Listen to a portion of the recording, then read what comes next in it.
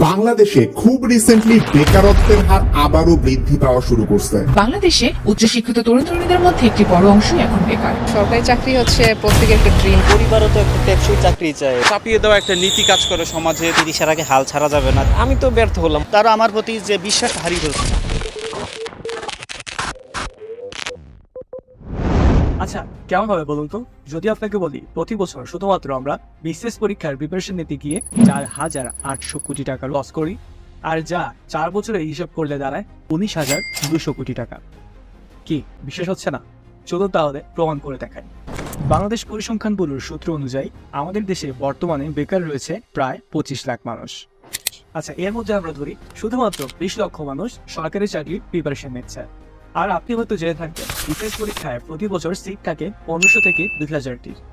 আর এই বিসিএস পরীক্ষার জন্য প্রতি বছর আবেদন করে প্রায় 4 লাখ মানুষ। তার মানে সহজ একটি হিসাব করে দেন, এই 4 লাখ মানুষ থেকে চাকরি পাবে শুধুমাত্র 2000 মানুষ। আপনি আরেকভাবে করতে পারেন 2000 ভাগ 4 লাখ, যা হয় 0.0005%, অর্থাৎ বাকি থেকে গেল 99.995% মানুষ। আর এরাই পরবর্তী বছরে আবারও বিসিএস পরীক্ষার জন্য প্রিপারেশন নেবে। এবার আরেকটি হিসাব করে দেখুন, এই 4 লাখ মানুষ যদি সরকারি চাকরির পিছনে না ছুটে শুধুমাত্র 10,000 টাকার একটি চাকরিও করতো, তাহলে তাদের প্রতি মাসে ইনকাম হতো 4 লাখ ইন্টু 10,000, যা হয় 400 কোটি টাকা। আর এটি শুধুমাত্র আমি এক মাসের কথা বললাম। পুরো বছরে যেটি হবে 400 ইন্টু 12, যা হচ্ছে 4,800 কোটি টাকা। যারা বিসিএস পরীক্ষার জন্য প্রিপারেশন নেয় তারা 4 থেকে 5 বছর হাতে নিয়ে কিন্তু প্রিপারেশন নেয়। তার মানে 4,800 গুণন 4, অর্থাৎ 19,200 কোটি টাকা। তাহলে আপনি ভেবে দেখুন, শুধুমাত্র এই বিসিএস পরীক্ষার পিছনে ছুটতে গিয়ে আমরা প্রায় 19,200 কোটি টাকা লস করছি। শুধু তাই নয়, একজন মানুষের যে সময়টিতে সবচেয়ে বেশি কাজ করার ক্ষমতা থাকে, আমরা সেই সময়টি অপচয় করছি শুধুমাত্র চাকরির প্রিপারেশন নিতে গিয়ে।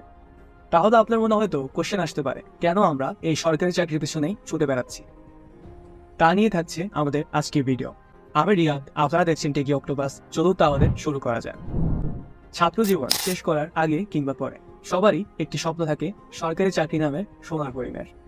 আর এই সোনার হরিণের পিছনে ছুটতে গিয়ে আমরা হারিয়ে ফেলছি আমাদের কর্মক্ষম 4 থেকে 5টি বছর।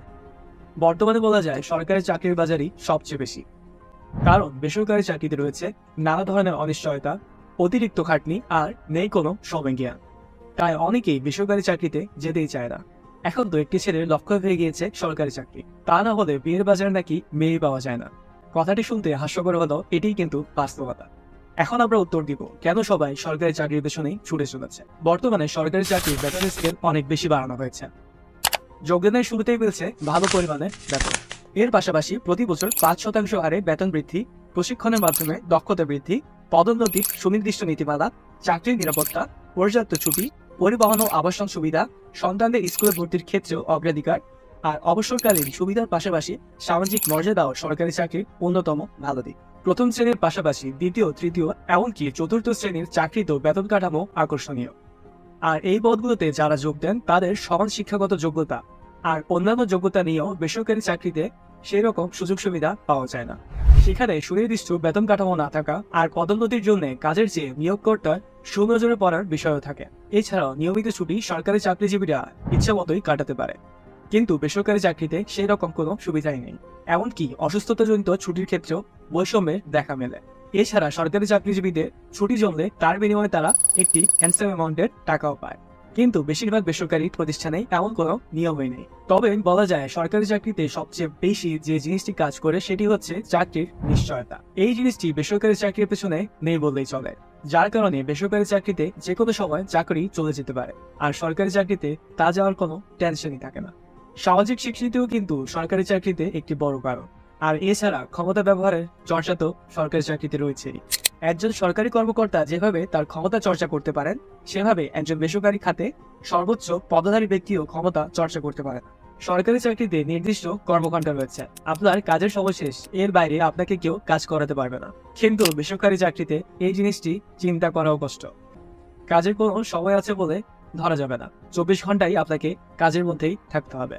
আপনি ঘুমালেও সেখানে কাজকে নিয়ে চিন্তা করতে হবে। প্রাইভেট প্রতিষ্ঠানগুলোর তুলনায় সরকারি চাকরিতে লোন পাওয়ারও কিন্তু অনেক সুবিধা পাওয়া যায়, যে কারণে সরকারি চাকরিজীবীদের লোন পাওয়ার জন্য ছুটোছুটি করতে হয় না।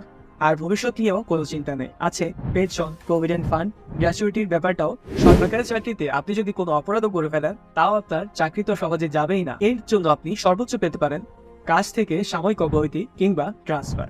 অনেক ক্ষেত্রে এটিকে শাস্তি বলা যায় না, বলা যায় আপনি বাসায় বসে রেস্ট নিচ্ছেন আর বেতন পেয়েছেন। আর ভ্রমণপ্রেমী মানুষ হলে আপনি দেশের এই প্রান্ত থেকে অন্য প্রান্তে ভ্রমণ করে বেড়াচ্ছেন। অনেক তো শুনলাম সরকারি চাকরির সুবিধাগুলো, এবার তাহলে জেনে আসি সরকারি চাকরিতেও কি ধরনের অসুবিধা রয়েছে। প্রথমেই যারা সরকারি চাকরির জন্য প্রিপারেশন নিচ্ছে তাদের জন্য সবচেয়ে বড় অসুবিধা হলো এই সরকারি চাকরির বয়স সীমা হচ্ছে 30 বছর। তার মানে আপনার বয়স যদি 30 বছরের বেশি হয়ে যায়, তাহলে আপনি চাইলেও আর কোনো সরকারি চাকরির আবেদন করতে পারবেন না। আপনাকে এই 30 বছরের মধ্যেই সরকারি একটি চাকরি পেতেই হবে। বেসরকারি ভালো মানের চাকরিগুলোর সঙ্গে যদি আমরা তুলনা করতে যাই, সেক্ষেত্রে কিন্তু সরকারি চাকরির বেতনটা তুলনামূলক কমই মনে হবে। এখানে আপনি অতিরিক্ত লভ্যাংশ কিংবা মুনাফা পাওয়ার সুযোগ কম। এক কথায় দুর্নীতির বাইরে সব সুযোগই এখানে নির্দিষ্ট। প্রমোশন কিংবা পদোন্নতি সরকারি চাকরিতে এই জিনিসটি খুব স্লো, আর কোনো কোনো পদে তো তা আবার হয়ও না। আপনি খুব কসরত করে একটি সরকারি চাকরিতে ঢুকলেন, কিন্তু আপনার বেতন কিংবা প্রমোশন কিন্তু সেভাবে আগাবে না। আরেকটি সমস্যা হচ্ছে বদলি করে দেওয়া। শিক্ষকতা কিংবা আইন শৃঙ্খলায় নিয়োজিত পদ থেকে শুরু করে বিভিন্ন উচ্চপদস্থ পদেও বদলির বিষয়টি হরহামেশাই ঘটে থাকে। আরেকটি বড় অসুবিধা হচ্ছে অনেকেই মধ্যবিত্ত কিংবা নিম্নবিত্ত পরিবার থেকে উঠে এসেছে, যারা সরকারি চাকরির পিছনে ছুটতে গিয়ে 4 থেকে 5 বছর লস করে ফেলছে। যেহেতু সরকারি চাকরির সিটগুলো হচ্ছে সীমিত, তাই বেশিরভাগ মানুষই কিন্তু বেকার থেকে যাচ্ছে। আর এই কারণে শিক্ষিত বেকারদেরও কিন্তু সুইসাইডের সংখ্যা অনেক বেড়ে যাচ্ছে। মনে রাখতে হবে পাবলিক সেক্টরে বাংলাদেশের মোট কর্মসংস্থানে 5%-এরও কম কভার করে, যার কারণে বলা যায় আগ্রহী প্রার্থীদের বড় একটি পুলকে এরা গ্রহণ করতে অক্ষম। 4-5 বছর সরকারি চাকরির প্রিপারেশন নেওয়ার পর অনেকেই সরকারি চাকরি না পেয়ে বেছে নেয় সুইসাইডের পথ। পরিশেষে আমরা বলতে পারি সরকারি চাকরির যেমন ভালো দিক রয়েছে, তেমনই রয়েছে খারাপ দিক। আর আমাদের উচিত সবকিছুর ভালো ও খারাপ জেনে বুঝে সামনে আগানো। শুধুমাত্র সরকারি চাকরির পেছনে ছুটতে গিয়ে আমরা যাতে অন্য সবকিছু পেছনে ফেলে না দিই, তাও কিন্তু আমাদের মনে রাখতে হবে। কারিগরি শিক্ষা, বেসিক কম্পিউটার আর কমিউনিকেশনের মতো বেসিক কাজগুলো আমাদেরকে অবশ্যই শিখতে হবে, যাতে আমাদেরকে শুধুমাত্র সরকারি চাকরির দিকেই ভরসা করে না থাকতে হয়। নিজেকে করে তুলতে হবে যোগ্য। মনে আছে প্রোডাক্ট মুভির কথা, যেখানে আমরা মনোজ কুমারের সফলতার গল্প দেখেছিলাম, কিন্তু সেখানে মনোজ কুমারের সাথে ছিল গৌরী ভাইয়া নামক একটি চরিত্র, যে কিনা একটি সরকারি চাকরির পেছনে 6 বার চেষ্টা করার পরও সফল হতে পারেনি।